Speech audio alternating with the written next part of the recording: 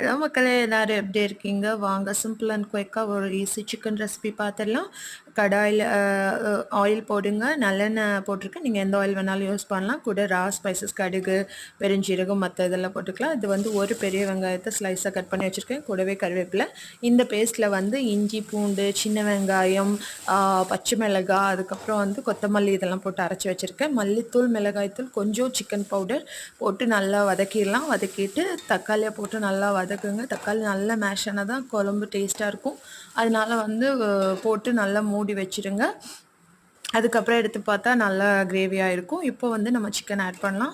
Chicken add பண்ணி நல்லா அந்த மசாலாலாம் கோட் ஆகுற மாதிரி கலந்து விட்டுட்டு, நான் ஒரு மசாலா அரைச்சி வச்சுருக்கேன். இதில் வந்து ரா ஸ்பைசஸை போட்டு அரைச்சி வச்சுருக்கேன். வேணும்னா கேளுங்க.